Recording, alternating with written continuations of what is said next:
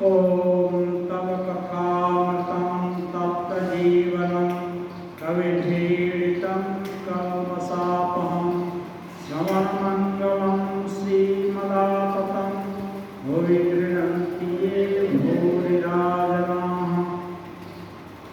श्री रामकृष्ण वचनामृत। श्री रामकृष्ण देव दक्षिणेश्वर में विजय कृष्ण गोस्वामी आदि लोगों के उपदेश दे रहे हैं। ये बहुत अच्छा और लंबा प्रसंग है, कई दिनों से यही चल रहा है। इसमें विजय कृष्ण गोस्वामी एक अच्छे साधक हैं। वो ब्राह्मण समाज में नौकरी करते हैं, आचार्य पद का,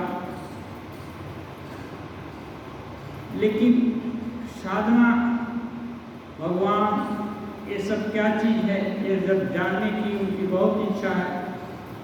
वो बहुत तरह तरह के प्रश्न करते हैं और ठाकुर अच्छा जिज्ञासु पाकर बहुत अच्छा बहुत तरह से ठाकुर उदाहरण दे दे करते समझाए हैं। अभी वही प्रसंग चल रहा है। ठाकुर बोल रहे हैं विषय बुद्धि का लेस मात्र रहते उनके दर्शन नहीं हो सकते।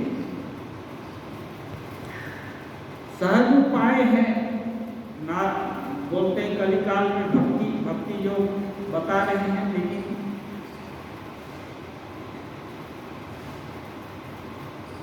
उपलब्धि तो तभी होगी जबकि परफेक्शन आएगा, उसके बिना ये नहीं होगा।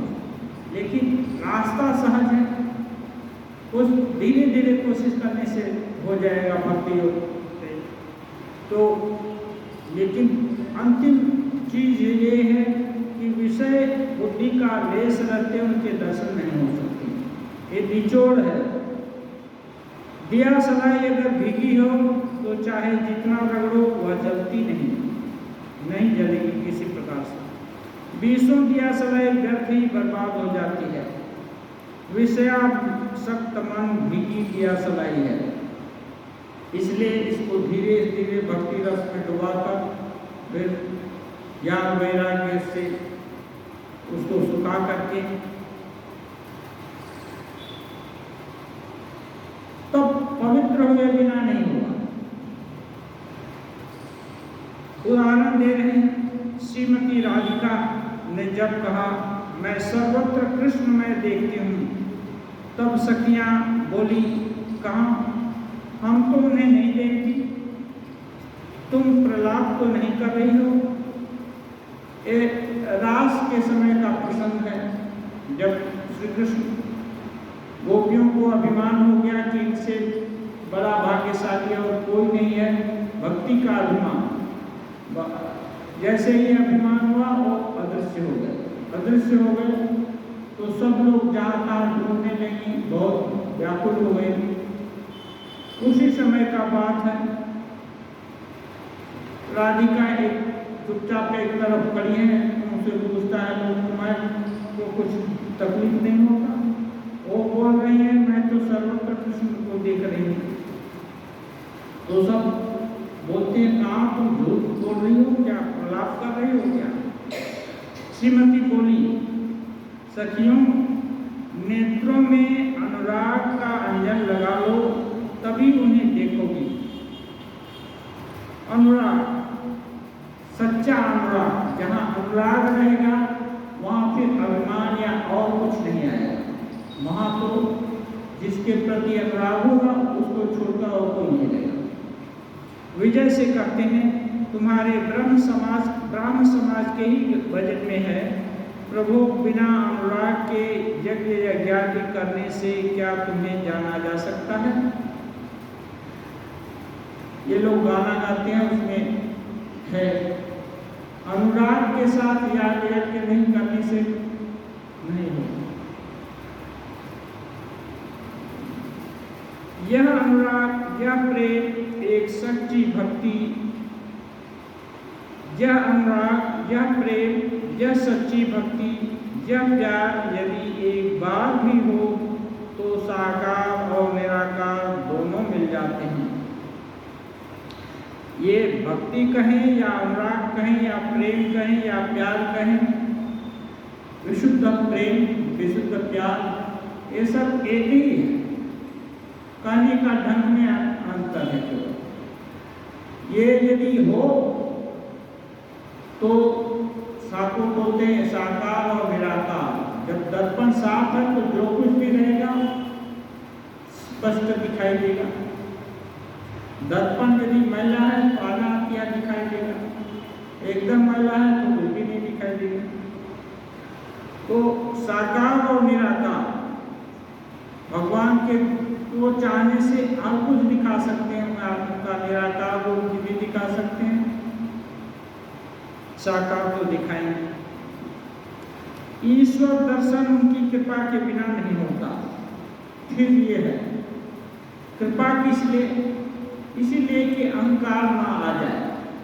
नहीं तो साधना में मन लग रहा है, जप करने में मन लग रहा है, ध्यान करने में मन लग रहा है, पूजा करने में मन लग रहा है, मन अपवित्र नहीं दिख रहा है, ये सब का भी अभिमान हो जाता है। ये सब ठीक ठाक चल रहा है तो भगवान का दर्शन हमारे कर कमल में है। इसको बोलते हैं हस्तामल कमल, हाथ में अमलकी के जैसा। हाँ, तो ये अभिमान ना आए इसी के लिए उनकी कृपा। इसीलिए उपनिषद में भी है यमे वैस वृणुते तेन लभ्यते, यम एव एस वृणुते। उसका कई तरह से व्याख्या करते हैं।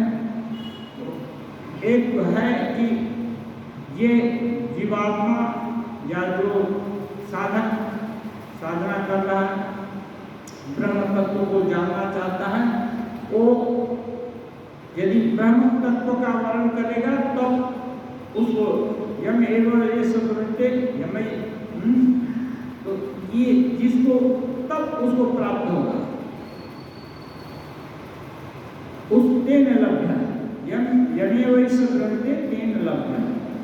तो ये जीवात्मा है, जिसको उसको यदि परमात्मा को प्राप्त ये वर्ण कर लेगा तो प्राप्त कर लेगा, एक अर्थ है। दूसरा अर्थ है ये परमात्मा यदि ये ब्रह्म तत्व यदि वर्ण कर ले कि नहीं इस जीवात्मा को मुक्त करना है, तो वो जो ब्रह्म तत्व है इस जीवात्मा को प्राप्त हो जाता है, मीन्स अंतराय दूर हो जाते हैं।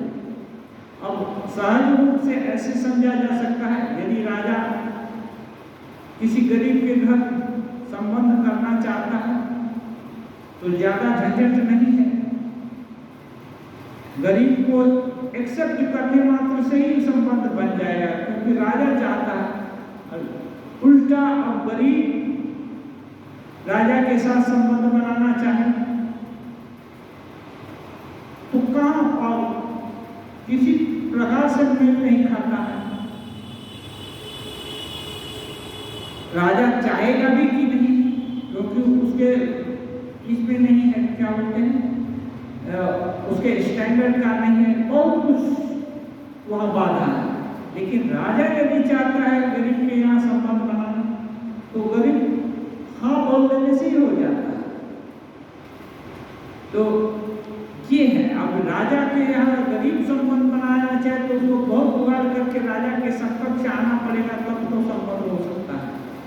हाँ, नहीं तो वो कल्पना नहीं कर सकता कि वो ऐसे ही जो सर्वशक्तिमान स्वयं आत्मा है, वो आत्म तत्व यदि स्वयं प्रकाशित होना चाहे तो फिर उसके प्रकाशक में बाकी अंतराय बाधक नहीं होंगे। जल्दी से ये जो है इनका दृष्टि पटल है ना साफ हो जाएगा। तो इसे बोलते हैं सभी का दर्शन हो सकता है, साकार और निराकार। ईश्वर दर्शन उनकी कृपा के बिना नहीं होता। विजय प्रश्न कर रहे हैं, महाराज क्या किया जाए जो ईश्वर दर्शन ईश्वर दर्शन हो। हाँ, क्या करने से ईश्वर दर्शन हो? तो ठाकुर कहते हैं चित्त शुद्धि के बिना ईश्वर के दर्शन नहीं होते। यही दर्पण साफ नहीं होने से ईश्वर के दर्शन नहीं होते। कामनी कांचन में पड़कर मन मलिन हो गया है, उसमें जंग लग गया है। सुई में कीच लग जाने से उसे चुंबक नहीं खींच सकता। मिट्टी साफ कर देने से ही चुंबक खींचता है। मन का मैल नेत्र जल से धोया जा सकता है। मैं अपनी सामर्थ्य नहीं है तो साधक भगवान को अपना मानकर रोए कि हे भगवान, मुझसे तो होता नहीं, बस अब तुम्हारी दया का एक आसरा, अब तुम्हारे ही दया का एक आसरा है और तो कुछ नहीं। कहते हैं इंसान के अजमा और हिम्मत से जब दूर किनारा होता है, तूफान में टूटी किस्ती का भगवान सहारा होता है। अब जब अपने पास तैरने का भी क्षमता नहीं है, नौका भी टूट गई, अब कोई उपाय नहीं है, किसी प्रकार से ऐसी अवस्था आ गई तो नाविक या जो भी नौका में सवार है वो सोचते हैं भगवान अब तो आप ही सहारा हो। और तब मन एकदम एकाग्र भी हो जाता है, क्योंकि मृत्यु एकदम सन्निकट है, या तो मृत्यु या तो भगवान का सहारा। अब वहाँ ये हो जाता है, इसलिए तुरंत नैकट्य हो जाता है। इसलिए ठाकुर बोलते हैं चित्त शुद्धि के बिना ये नहीं होगा। तो चित्त शुद्धि का सहज उपाय बताते हैं, भगवान को अपना मानकर ऐसे ही कल्पना करके कि भगवान है और हम हैं, एकदम मझधार में पड़ गए हैं, कोई दूर किनारा नहीं दिख रहा है। इस झंझट से ना तरह का झंझट है, घर द्वार संसार में सभी जगह। ये इतना एक ठीक करते हैं तो दूसरा खराब हो जाता है, दूसरा खराब ठीक करने का कोशिश करते हैं तो तीसरा चौथा पांचवा आकर जुट ही जाता है जमीन समस्या। तो हे भगवान, अब कैसे पार पाया जाए? कोई उपाय नहीं। मानो सागर में अभी डूबेंगे तभी डूबेंगे, ये हाल हो गए, क्योंकि ये सब समस्या निपटाते ही खुद ही निपट जाएंगे। वो अपना समय तो कम ही है, हम ही खुद ही खत्म हो जाएंगे। इसलिए साधक यदि व्याकुल हो जाता है कि हे भगवान अब तो समय चला जा रहा है, सामर्थ्य भी घट रही है और समस्याओं का पहाड़ तो खत्म होने का नाम नहीं लेता, एक खत्म होता है दूसरा बढ़ता ही जाता है। तो ऐसा सोच करके यदि अपना जान करके यदि रोए तो इससे उसके चित्त पर जितना भी मैल है, जिस तरह का भी है, जन्म जन्मांतर के हम लोग के चित्त पर मैल है, नहीं मालूम अभी थोड़े दिन का तो कुछ होश हवास होगा भी, लेकिन जन्म जन्मांतर का किसको है? लेकिन ये तो दर्पण अभी के गंदगी से साफ करने से नहीं होगा। तो जितना ही भी गंदगी लगी हुई है सब जब तक साफ नहीं होगा तब तक चित्र नहीं दिखेगा। इसलिए सहज उपाय बोलते हैं कि उनको अपना जानकर, जैसे बच्चा कोई एक कुछ चाहिए उसको तो दूसरे की माँ के पास जाकर रोता है क्या? दूसरे की माँ के पास जाकर तो उसकी सिटी पिटी गुम हो जाएगी तो कुछ भी नहीं बोल पाएगा। वो अपने माँ के ही पास जो कुछ दावी करना है करता है। तो ऐसे ही जान करके यदि आंतरिक भाव से रोदन करे तो ये बोलते हैं मैं भूल सकता है, भूल जाता है, सकता है नहीं, भूल जाता है। और केवल आजकल मीडिया वगैरह में सुना घड़ियाली आंसू, बनावटी आंसू होने होने से नहीं होगा। वो सही सही होना है। पश्चाताप हो रहा है तो सही सही, अपने को असहाय मानना है तो सही सही है। ये नहीं कि बागान हम कर रहे हैं और गाय इंद्र मार रहा है। भावे भले चोरी होने चल लेना, भाव के घर में चोरी होने से नहीं चलेगा। जो दिल में है वही दिमाग में होना चाहिए, वही सोच समझ और पूरा कार्य में भी होना चाहिए। तो ठाकुर कहते हैं, हे ईश्वर, अब ऐसा काम नहीं करूँगा। यदि कोई गलती किया है जन्म जन्मांतर में तो ये सोच करके प्रतिज्ञा करनी होगी, किसी प्रकार से नहीं करूँगा। अब इसकी शक्ति दीजिए। हाँ, यदि भूल होती है तो डंडा मारिए, माथा तोड़ दीजिए। ऐसा यदि संकल्प हो तो पनिशमेंट देने का खुद से, तो ये कोई भी अपने को कष्ट से तो सभी बचना चाहते हैं, इसीलिए तो गलती करते हैं। इसलिए खुद ही पनिशमेंट देने के लिए तैयार हैं और खुद में और मान भी रहे हैं कि ठीक है हम गलती करें तो हमको पनिशमेंट दो। तो फिर मन है ना धीरे धीरे ठिकाने में आ जाता है। यह कहकर यदि कोई अनुताप करता हुआ रोए तो मैं भूल जाता है कि मैं अब ये सब गलती नहीं करूँगा। जो भूल मैंने किया, जिसको भूल समझ लिया, जो असत्य को सत्य समझ लिया, असार को सार समझ लिया, अब उनमें दिल अपना नहीं लगेगा।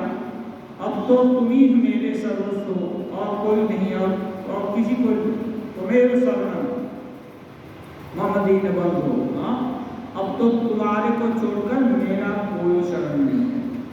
ऐसा यदि हो जाए तो वही अवस्था करिए जब अब प्राण अब जाए तब जाए हो गया। नौका जब टूट गई सागर में तो उस समय क्या दिखेगा? और कोई सोच आएगा कि हे भगवान तुम ही अब हो, बचाना चाहो तो बचा लो, नहीं जो करना चाहो करो। तो ऐसी यदि सिचुएशन अभी आ जाए, भले ही हम लोग चेयर और पंखा के नीचे बैठे हों, लेकिन समझ में आ जाए कि नहीं यही अवस्था है, ये अनित्य है सब, और दुख के पहाड़ अपना इंतजार कर रहे हैं, इससे बचाने वाले तो भगवान ही हैं। कोई भी भूल ही दुख हाजिर हो जाता है। इसलिए यदि ऐसा सोच करके भगवान के सामने भगवान को कल्पना करके, भगवान की कल्पना करके वहाँ रोया जाए तो बोलते हैं मैल, दिल का मैल धुल जाता है। जब तब ईश्वर रूपी चुंबक मन रूपी सुई को खींच लेता है। जब ऐसी अवस्था आती है तो ईश्वर है ना, वो अपने से भी अपने हैं, जो उनको चाहता उसको छोड़ नहीं सकते हैं। वो कोई एक पैर आगे बढ़ता तो 1000 पैर आगे बढ़ जाते हैं, तो वो खींच लेते हैं। सुई की उतनी सामर्थ्य नहीं है, लेकिन चुंबक की तो असीम सामर्थ्य है। सर्वशक्तिमान, सर्वज्ञ, सर्वांतर्यामी, हाँ, सब सर्वसमर्थ। फिर वो चुंबक ये सब छोटा मोटा जागतिक चुंबक नहीं है, वो खींच लेते हैं। तब समाधि होती है, ईश्वर के दर्शन होते हैं। फिर ठाकुर कह रहे हैं, परंतु चेष्टा चाहे जितनी करो बिना उनकी कृपा से नहीं होता। कितना भी प्रयास करो, ये जान कर रखो उनकी कृपा नहीं होगी तो नहीं होगा। और कृपा तभी होगी जबकि सूता में कोई आस नहीं रहेगा, तब सोच में डट जाएगा। कोई अभिमान रह गया, कोई दूसरी इच्छा रह गई, तब तक नहीं होगा। इसलिए नहीं मालूम है हम लोग को कहाँ से इच्छा भीतर से सब कुछ ठीक ठाक लग रहा है, कहाँ से भीतर से बोल गई। इसलिए यदि हर समय शरणागत रहेंगे कि नहीं, अपने को हे भगवान, अपने को अभिमान न हो, कोई ऐसी दुर्भावना न आए, उस वहाँ भी गार्ड ड्यूटी आप ही करो, तब क्या है, भगवान पर निर्भरता होगी। इसीलिए गीता में बोलते हैं सब कर्म छोड़कर, ओ मेरी शरण आओ। गीता में भगवान बोल रहे हैं सभी कर्म छोड़कर मेरे शरण में आओ। मैं तुमको सभी झंझट से मुक्त कर दूंगा। परंतु उनकी कृपा बिना उनके दर्शन नहीं मिलते, और कृपा भी क्या सहज होती है। ठाकुर कह रहे हैं अहंकार का पूर्ण त्याग कर देना चाहिए। मैं करता हूँ, इस ज्ञान के रहते ईश्वर के दर्शन नहीं होते, इसीलिए तो नहीं होते। और भगवान के शरणागत होंगे तो सब कुछ होगा। तमेव शरणं गच्छ सर्वभावेन भारत। इसलिए मेरे शरण हो जाओ, तो जब शरण हो जाएगा तो अहंकार नहीं आएगा। शरण किस लिए? कृपा के लिए। कृपा के लिए शरण होगा। तो जब उनके ही इच्छा से वस्तु की प्राप्ति होगी, तो जो जिसकी इच्छा से कोई चीज मिलेगा वही तो मुख्य एजेंट हुआ ना। हमारा कर्म यदि हमको कुछ दिला दे या कुछ प्रोडक्शन करने में सहायता कर दे तो मैं करता हूँ। जब उससे कुछ होता ही नहीं तो मैं कुछ भी नहीं, निमित्त मात्र। जिसके कारण कुछ हो रहा है वही तो करता हुआ। तो भगवान की कृपा के बिना उनकी उपलब्धि नहीं होती। इसलिए ठाकुर कहते हैं मैं करता हूँ, इस ज्ञान के रहते ईश्वर दर्शन नहीं होते। मैं करता हूँ तो मैं रहूँगा, दूसरा क्यों आएगा? तो ईश्वर वहाँ नहीं जाते। भंडार में अगर कोई हो तो तब घर के मालिक से अगर कोई कहे कि आप खुद चलकर चीजें निकाल दीजिए, तो वह यही कहता है तो वहाँ एक आदमी, फिर मैं क्यों जाऊं? कोई एक आदमी को डिप्यूट करके रखा है भंडारी, और कोई मालिक से ही आकर मांगता है। मालिक बोल दिया कि ये स्लिप लेकर जाओ, उसे ले लो। वो बोलता नहीं, चलिए आप ही दे दीजिए। तब ये बोलता है तब हम आदमी किस लिए रखें? तो एक आदमी है जो खुद कर्ता बना बैठा है, उसके हृदय में ईश्वर सहज में नहीं आते। यदि वहाँ भंडारी कोई है ना, तो यदि हम खुद के कर्ता हो गए, भंडारी हो गए, रक्षक बन गए, तो वहाँ ईश्वर क्यों आएंगे? ईश्वर हमसे बड़े हैं ना, वो नहीं आएंगे। वो बोले ठीक है, संभाल तो तुम रहे हो खुद को, तो संभालते रहो, अच्छी बात है। कृपा होने से दर्शन होते हैं। भगवान की कृपा हो गई तो दर्शन होते हैं। कृपा तभी होती है जबकि सब तरफ से प्रयास करते करते, फिर अभी प्रश्न होगा कि जब उनकी कृपा से ही वो मिलेंगे तो फिर हमारा कुछ काम नहीं। वो बोल रहे हैं, ये रोना पड़ेगा एक कह करके कि हे भगवान अब ये गलती नहीं करूँगा। जो भी अपना समझ दिया है, क्षमता दिया है, उसका सही उपयोग करेंगे उधर भगवान को पाने के लिए। और फिर भी समझेंगे कि नहीं, ये उनकी ही जैसे हनुमान जी पूरा रामायण उठाकर देखेंगे, इतना बढ़िया चरित्र, बंदर का योनि होने पर भी, हाँ प्राकृतिक बंदर नहीं थे, वो तो देव योनि संभूत थे, फिर भी ऐसी जो क्या कर सकते हैं, उनको सुविधा कम है। यदि मनुष्य योनि मिला होता पढ़ने लिखने का, इसका संस्कार का ज्यादा सुविधा होगा। अभी बंदर योनि है तो संस्कार कम मिला, कम संस्कार मिला, इसका मतलब क्या, सुविधा कम मिली। अभी एक औसत अच्छे घर में जन्म हुआ तो स्वभावतः ही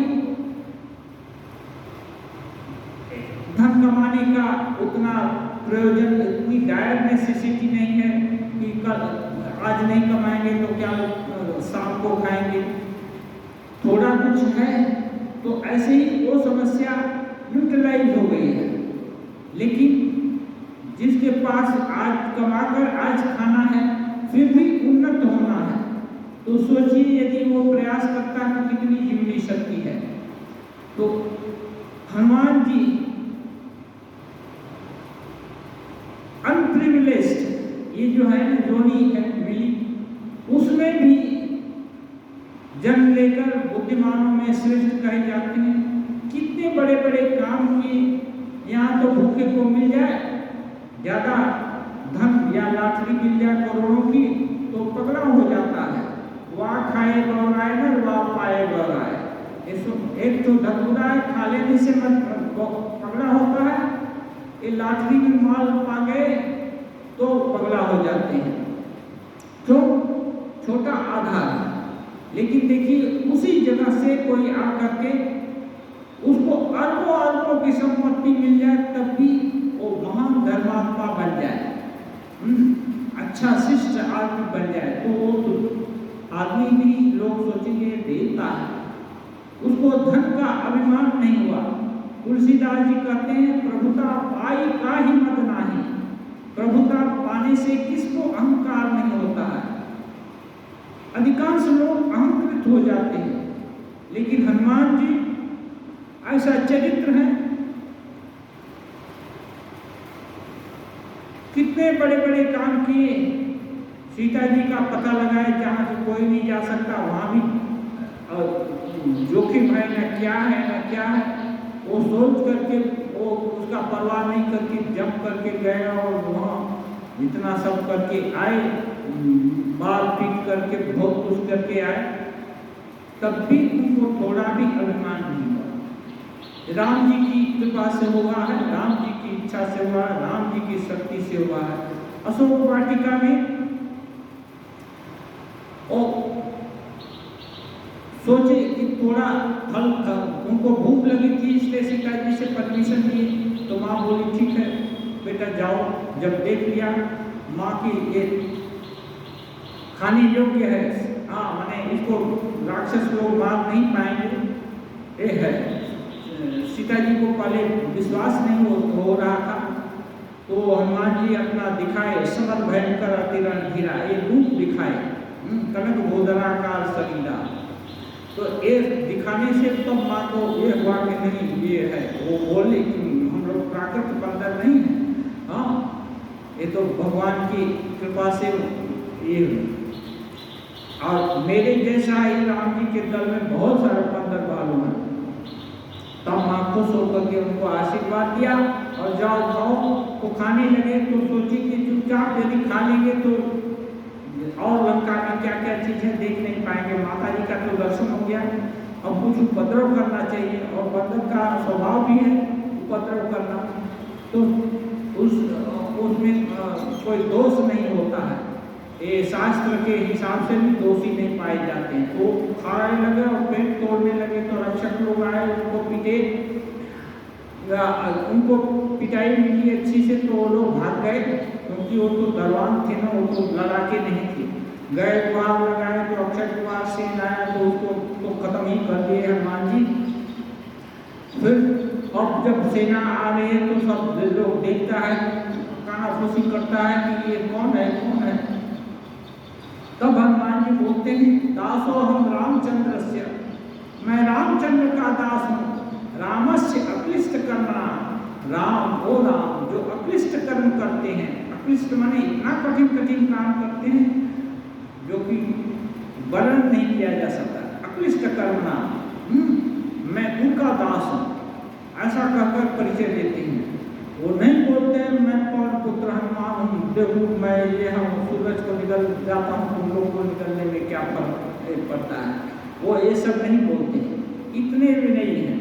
तो यदि ये विनय हो तो उसको भगवान तो जरूर मिलेंगे। इसलिए राम जी उनको गले से लगाते हैं और बोलते भी हैं, तुम मम प्रिय भरत सम भाई, तुम भरत के समान मेरे प्रिय भ्राता हो। तुम्हारा जो ऋण है वो मैं कभी चुका नहीं पाऊंगा। यह रामचंद्र जी स्वयं भगवान बोल रहे हैं। तो इतनी उपलब्धि इसीलिए हुई कि कोई अभिमान नहीं है। अभिमान होगा तो जहाँ काम है वहाँ आराम कहीं नहीं आ सकता। ये तो अच्छा से समझ लेना पड़ेगा। लेकिन पद्धति सहज और स्मूथ रास्ता अपनाया। कैसे बोलते हैं, ये जो कोई चालू भाषा में है कि 1 घंटे का रास्ता जाना अच्छा है, 10 मिनट का रास्ता जाना अच्छा नहीं है। एकदम पहाड़ी नदी है, टपक गए 10 मिनट में उस पार पहुंच गए। और ऐसे घूम करके दूर में ब्रिज बना हुआ है, वहां से घूम करके यहाँ आएंगे तो 1 घंटा से ज़्यादा लग जाएगा। तो लोग बोलते हैं दूर देर का रास्ता चलना ठीक है, जल्दी का नहीं, शॉर्टकट ठीक नहीं है। तो क्योंकि शॉर्टकट में डेंजर है, तो ऐसे ही सहज पथ है भक्ति का, इसमें डेंजर नहीं है। भले ही दूर दूर से देरी से आओ, समय तो अपना इटर्नल है, पूरा है, जन्म जन्म है। जब तक मुक्त नहीं होंगे जन्म मिलता रहेगा। हाँ, तो इसलिए लगे रहो। हाँ, लेकिन नदी पार करने जाएगा तो ज्ञान का रास्ता है। अभिमान हो गया तो वो जितनी ऊंचाई उठे थे वहां से भी गिर जाएंगे। क्योंकि ज्ञानी का भी अभिमान होने में बहुत देर नहीं लगती, बहुत जल्दी हो जाता है, वहां से जल्दी गिर पकड़ हो सकता है। इसलिए ठाकुर सहज रास्ता बता रहे हैं। लेकिन सहज रास्ता बताने से बिना श्रम के, बिना सक्सेस दर्पण साफ हुए वहां तक नहीं जाया जा सकता है। इसलिए दर्पण साफ करने में जितनी शक्ति ज्ञानी को लगेगी उतनी ही भक्त को लगेगी। लेकिन यही है कि भक्त का टाइम ज़्यादा लग जाएगा, और उस टाइम को यदि व्याकुलता है, जो तीव्र व्याकुलता है, तो वहाँ भी समय बच जाएगा, तो जल्दी जल्दी चलेगा। हाँ, कटाकट चलेगा, खरगोश का चाल चलेगा, लेकिन सोएगा नहीं। हाँ, नहीं शक्ति कम है तो चलो कोई बात नहीं, कछुआ के चाल से धीरे धीरे चलेगा, जाता नहीं।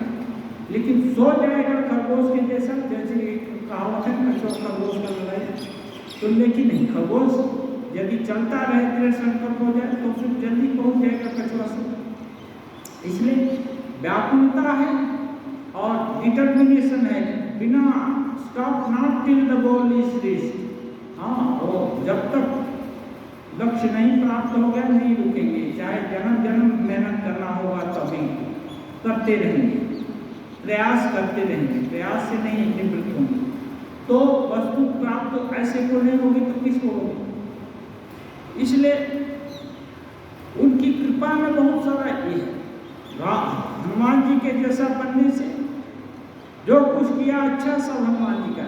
स्वामी विवेकानंद जी बोलते हैं, इतनी प्रसिद्धि एक गरीब पददलित देश का नागरिक और यंग लड़का जो बिना क्रेडेंशियल के, बिना परिचय पत्र के, कुछ लोगों के अनुदान से धीरे से चला गया, अम्नो कोई जानता नहीं, कुछ भी नहीं, और जाकर सब दरवाजे बंद हो गए थे, फिर भी अप्रत्याशित रूप उससे धीरे धीरे संतान हुआ और वहाँ का जाकर विश्व विजयी हो गए और इतनी प्रसिद्धि लाभ किए, इतना उनको सम्मान मिला, सब कुछ हुआ। फिर वापस आए और वापस आकर बोलते हैं जो कुछ इस के द्वारा हुआ है मुख से या और किसी से अच्छा, वो समझना रामकृष्ण देव का है,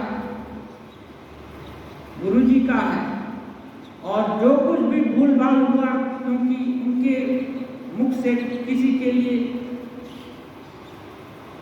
क्या बोलते हैं अभिशाप की वाणी कभी नहीं निकली रामकृष्ण देव के मुख से।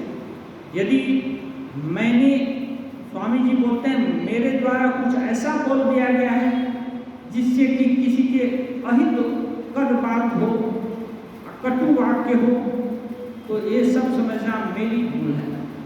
तो ये स्वामी विवेकानंद जी ये शरणागति का लक्षण है। जब भगवान ही अपनी सत्ता है तो उनको हाईलाइट करेंगे, अपना अहम को डुबा देंगे तो हम गरीब नहीं होंगे, हम धनी हो जाएंगे क्योंकि उनका हो जाएंगे।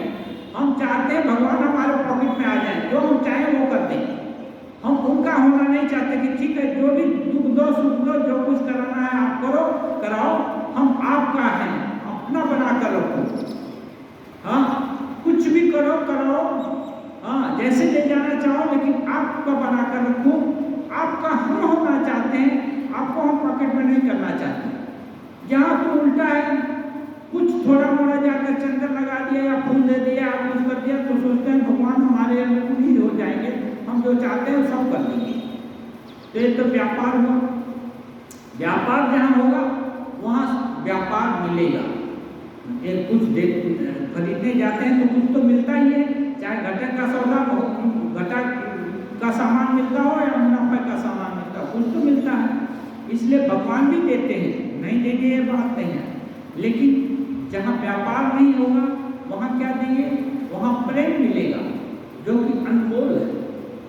तो ये है, अनमोल चीज को पाना है तो ऐसा होना पड़ेगा। तो उसके लिए बेसिक शुरू से ही प्रैक्टिस करना होगा या अभ्यास करना होगा। कैसे? जैसे ये जो अपना गिरीश बाबू को ठाकुर बोलते हैं, जब एक आदमी के लिए जब करने कैसे होगा, वो उनको भी चिंता होती है कि सबका तो कुछ हो रहा है, हमारा तो कुछ नहीं हो रहा है। बोलते हैं रोज थोड़ा भगवान का नाम ले लिया करो संध्या सुबह, तो बोलते हैं देख करके कि नहीं होगा, ये नहीं होगा। अच्छा ठीक है, एक बार याद कर लिया करो, वो भी नहीं होगा। हाँ, कुछ भी नहीं होगा ऐसा देखते हैं। क्योंकि गिरीश बाबू अपना स्वभाव जानते हैं, वो तो ड्रामा लिखते हैं, होश नहीं रहता कब खाएंगे, क्या पिएंगे, क्या करेंगे। हाँ, उनका कोई कमांड नहीं है। तो ठाकुर बोलते हैं अच्छा तब एक काम करो, जब कुछ नहीं कर सकते हाँ तो मुझको बकलमा दे दो, माने आम मुख्तारी दे दो मैं मुझको, कि तुम्हारा हुक्म मैं सब कुछ करूँगा। तो आप तो ये सोचे बहुत अच्छा बात है, हमारा वकील बन गए, हाँ हम मुख्तारी देते हैं। इसको गिरीश बाबू स्वीकार कर ली, मुख्तारी देते हैं। हाँ ठीक है, आप करिए, आज से हमारा अच्छा बुरा जो कुछ भी है वो आपके अधीन। अब बोल तो दिए, लेकिन गिरीश बाबू ठाकुर बोलते हैं वो 1 रुपया 5 आना उनका विश्वास है। हाँ, और ठाकुर के पास जो प्रतिज्ञा कर लिए कि नहीं ठीक है मैं आपको दिया आम मुख्तारी, अब उससे मुंह मोड़ नहीं सकती। वो इतने नहीं, वो छठी आदमी भी थे, जो बोल दिया वो बोल दिया। तो अब वो कभी कभी बोलते हैं ठाकुर के सामने ये मैं किया वो किया, ये ऐसा होगा, तब ठाकुर उनको करेक्ट कर देते हैं। हाँ ऐसे कैसे, तुम बोलो ईश्वर की इच्छा होगी तो ये होगा, ईश्वर की इच्छा होगी तो मैं, एक ऐसी ट्रेनिंग होने लगी। अब तुम्हारा जब दे दिया है ईश्वर को पकड़वा, फिर तुम्हारा क्या रह गया? तब बात परवर्ती काल में गिरीश बाबू बोल रहे हैं, जब तब करना थोड़ा मोड़ा और पूर्ति करना, याद करना एक दो बार तो बड़ी बात कुछ नहीं थी। अभी तो रोना भी इच्छा से नहीं कर सकते, उनकी इच्छा होगी तो रहेंगे। उनका इकलौता बच्चा मर गया और रो नहीं सकते। रोना भी अब उनके अधीन है। तो ये इसको बोलते हैं पकड़ना, बोल देने से कुछ नहीं होता। तो गिरीश बाबू ऐसे थे जो कि खुद बोलते थे कि अपने यहाँ मठ में आकर के सन्यासी लोगों से बोलते हैं कि देखो मैं जहाँ बैठता, जिस जमीन पर 7 हाथ जमीन पवित्र हो जाती नीचे तक की, ऐसे को ठाकुर कहाँ से कहाँ ले गए। इससे उनको समझ में आया कि नहीं, ये भगवान के अवतार है। मेरा जो यह पाप कोई ले ले वो साधारण नहीं हो सकता, मेरा पाप लेकर जल जाएगा। भगवान को छोड़कर ये मेरा पाप कोई नहीं ले सकता, ऐसा गिरीश बाबू का विश्वास है। और वो 100% वो था विश्वास। 1 रुपया 5 आना, वो ये नहीं कि उसमें कहीं इफपट लगने वाला, ऐसा विश्वास हो तो भगवान क्यों नहीं मिलेंगे, आज भी मिलेंगे। तो बोलते हैं एक कर्तापन चला गया। गिरीश बाबू का कर्तापन है ना, धीरे से ले लिए, हाँ धीरे से ले लिया, उनको दे देना पड़ा उनके स्वभाव। तो सबका स्वभाव अलग अलग है, लेकिन सभी को पहुंचना वही है। तो सभी अपने अपने स्वभाव के अनुसार प्रयास करके वहां पहुंचेंगे। ऐसा नहीं है कि कोई गिरीश बाबू से तुलना करके अपना उनका कॉपी करे तो ये नहीं होगा। उनका कॉपी करने से कुछ होने वाला नहीं, किसी का कॉपी करने से नहीं होगा। अपने को तो अपने को ले जाना है ना। तो हमारे को खुद ही भगवान की तरफ कैसे जाएं, अपनी प्रवृत्ति को मोड़ना है। इसलिए शास्त्र में बहुत तरह के उपाय, ठाकुर भी बहुत तरह के उपाय बताते हैं, विभिन्न तरह का उदाहरण। अब कौन सा उदाहरण किसके मन के जैसा है, किसके प्रवृत्ति के जैसा है, वो देखकर उसको इस्तेमाल करने से काम बन जाएगा। तो बोलते हैं कृपा होने से दर्शन होते हैं, और कृपा का ये कंडीशन ये है, इतना ऐसा बनना पड़ेगा। अभी वैसे बनेंगे तो श्रेष्ठ साधक हनुमान जी के जैसा, स्वामी जी के जैसा नहीं तो। और गिरीश बाबू भी उदाहरण है, हाँ, लेकिन गिरीश बाबू कम नहीं है।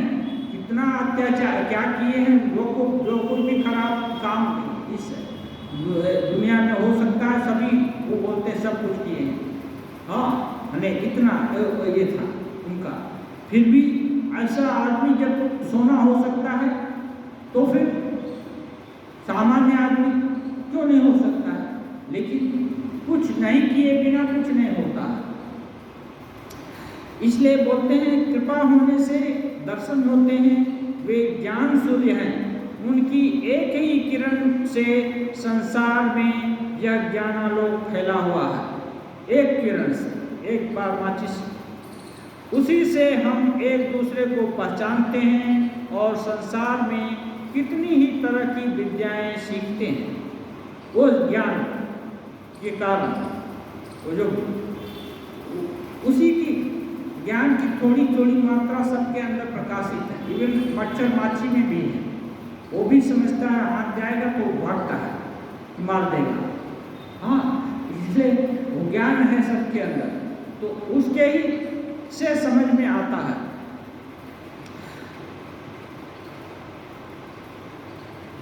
अब एक उदाहरण देते हैं। सार्जेंट रात को अंधेरे में लालटेन लेकर घूमता है, पर उसका मुंह कोई नहीं देख पाता। अंग्रेजों लालटेन लेकर, जहाँ अभी बिजली तो आगे नहीं थी, तो लालटेन लेकर घूमता है, पर उसका मुंह कोई नहीं देखता। वो दूसरों को देखता है, उसका मुंह दिखता नहीं। पर उसी लालटेन के उजाले में वह सबको देखता है और आपस में सभी एक दूसरे का मुंह भी देखते हैं। उसके प्रकाश से सब लोग एक दूसरे को भी देखते हैं और सर्जन भी सबको देखता है। यदि कोई सर्जन को देखना चाहे तो उससे विनती करे कि साहब जरा लालटेन अपने मुख के सामने लाइए, आपको एक नज़र देख लूँ। प्रार्थना करना पड़ेगा। इसी प्रकार ईश्वर से प्रार्थना करनी चाहिए कि भगवान एक बार कृपा करके आप अपना जाना लो, अपने श्रीमुख पर धारण कीजिए, मैं आपके दर्शन करूँ। ये प्रार्थना करनी पड़ेगी। घर में यदि दीपक ना जले तो वह दारिद्र्य का चिन्ह है। दीपक माने प्रकाश, दरिद्रता का चिन्ह है। हृदय में ज्ञान का दीपक जलाना चाहिए। हृदय में भी ज्ञान का दीपक नहीं जला तो वहाँ दरिद्रता है। दरिद्रता क्या है? Poor fellow. हाँ, हृदय मंदिर में ज्ञान का दीपक जलाकर ब्रह्ममयी का श्रीमुख देखो। ज्ञान का दीपक जलाओ और ब्रह्ममयी जो सबको ये जिनके प्रकाश से सब कुछ प्रकाशित होता है, जिनके कारण सब कुछ एक दूसरे को देखते हैं, सब कुछ होता है, उनको देखो, तो दीपक जलाने को बोलते हैं। विजय अपने साथ दवा भी लाए हैं। श्री रामकृष्ण के सामने पिएंगे। दवा पानी में मिलाकर पी जाती है। श्री रामकृष्ण ने पानी मंगवाया। श्री रामकृष्ण अहेतुक कृपा सिंधु हैं। विजय किराए की गाड़ी या नाव द्वारा आने में असमर्थ हैं, इसलिए कभी कभी वे खुद आदमी भेजकर उन्हें बुला लाते हैं। इस बार बलराम को भेजा था, बलराम किराया देंगे। विजय बलराम के साथ आए हैं। शाम के समय विजय नवकुमार और उनके दूसरे साथी बलराम की नाव पर चढ़े। बलराम उन्हें बाग बाजार के घाट पर उतार देंगे। मास्टर भी साथ हो गए। नाव बाग बाजार के अन्नपूर्णा घाट पर लगाई गई। हृदय में श्री रामकृष्ण की आनंदमयी मूर्ति का चिंतन तथा उनके अमृतोपम उपदेशों का मनन करते हुए विजय, बलराम, मास्टर आदि अपने अपने घर पहुँचे। जब ये लोग उतरकर बाग बाजार में बलराम के मकान के निकट पहुँचे तब चांदनी फैलने लगी। शुक्ल पक्ष की चतुर्थी है। ठंडी का मौसम है। थोड़ी थोड़ी ठंडी लग रही है। मास्टर महाशय सब चित्र खींच देते हैं। ऐसे करके ये दिव्य महापुरुष भगवत पुरुष का ये उपदेश सुने ये लोग। ये कई दिन से हम लोग पढ़ रहे हैं। बहुत अच्छे अच्छे उपदेश दिए ठाकुर। तो ये उपदेश दिल में बैठा करके लोग अपने अपने घर पहुँचे। तो श्रवण ऐसा होना चाहिए, इतना सुने, पूरा चीज हम लोगों के सुनने के लिए मास्टर महाशय लिख छोड़े। तो ये क्या है? शास्त्र सम्मत है। कोई भी ठाकुर के मुंह से निकला हुआ वाक्य अशास्त्रीय नहीं है, जिसका कोई मर्म नहीं है। अब जिनको समझ नहीं है वो दूर का अर्थ का अनर्थ लगाएंगे। तो अर्थ का अनर्थ लगा कोई सकता है, लेकिन उससे उसको कुछ मिलने वाला नहीं है। वो ठाकुर को क्या कर सकता है? उनको बेइज्जती कोई नहीं कर सकता है। वो तो इतिहास प्रसिद्ध हो चुके हैं। इसलिए अब बुद्धिमानी इसी में है कि वो जो विरासत दे गए हैं, इस विरासत का कैसे, किस प्रकार, कितने मनोयोग से, क्या एफर्ट लगाकर हम उसको यूज करके अपने को धन्य कर सकते हैं। अपने जीवन का जो लक्ष्य है ना, उसकी तरफ अपने मन, प्राण, शरीर सबको उस तरफ ले जा सकते हैं, ले जाने का कोशिश कर सकते हैं, क्योंकि सबकी सामर्थ्य अलग अलग है। और इतनी जल्दी नहीं होनी चाहिए कि इतना सब हमसे नहीं होगा, क्योंकि सभी से हो सकता है। देवेतर जन से हो सकता है। हाँ, कृष्ण गिरीश बाबू इतना घोर कर्म किए, उनसे भी हो सकता है। तो साधारण लोग कितना क्या किए हैं। लेकिन यदि अपने गति को मोड़ना नहीं चाहेगा, सोचेगा नहीं हम बहुत अच्छे हैं, तो माँ तो बोलेगी ठीक है अच्छे हो तो अच्छे रहो। हाँ, जब चाहत नहीं होगी तो वस्तु की प्राप्ति के लिए प्रयास कैसे होगा? प्रयास नहीं होगा तो सफलता नहीं होगी। इसलिए प्रयास तो करेगा, और प्रयास करेगा और फिर भी विनयी होगा। ठाकुर कहीं कहीं बोले हैं, नीची जमीन होती है वहाँ पर पानी टिकता है। माने जो कुछ भी जो विद्या विनय संपन्न है, जो शीलवान होगा ना, उसको विद्या की प्राप्ति होती है। कोई ये तो अध्यात्म विद्या है, सर्वश्रेष्ठ विद्या है। एक गर्वीले को कभी नहीं हो सकती है। तो इसलिए ये सभी प्रसंग बहुत अच्छा ठाकुर बताए हैं। अब हम लोग के दिल में बैठ जाए तो कल्याण हो जाए। ओम निरंजनम नित्यमनंतरूपम भक्तात्मकं पादत विग्रहं वै ईशावतारं परमेशमीड्यं तं रामकृष्णं शीर्षा नमामि।